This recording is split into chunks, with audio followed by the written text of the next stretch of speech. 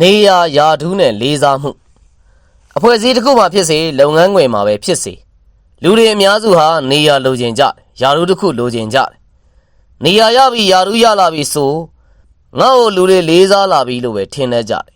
နေရတစ်ခုမှရှိနေတိုင်းလုတ်ပိုင်ခွင့်ယာထူးတစ်ခုရှိနေတိုင်းလေးစားမှုအစစ်ကိုရမယ်လို့မထင်ပါနဲ့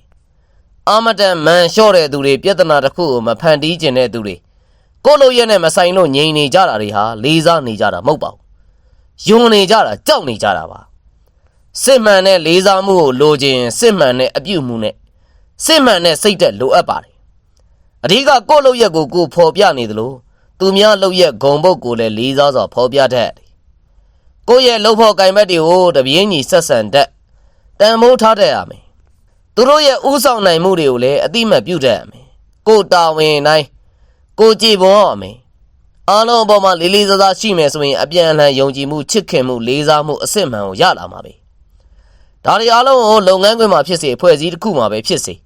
ကိုယ့်ရဲ့ယက်တီမှုမှာပြည့်စုံနေပြီဆိုရင်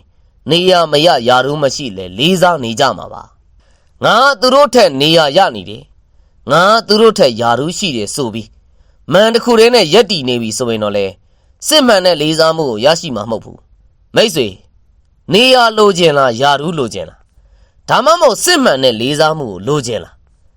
နေရဆိုတာအကန့်အသတ်မတည်မြဲဘူးယာထူးဆိုတာတတ်မှတ်ချက်မတည်မြဲဘူးစစ်မှန်တဲ့လေးစားမှုလူသိရင်တော့နာမည်မသိဘူးနော်မင်းဘာလို့လိုချင်လဲမင်းလိုချင်တဲ့အရာနဲ့ထိုက်တန်တဲ့အပြုတ်မှုနဲ့စိတ်တက်တော့ရှိရလိမ့်မယ်နော်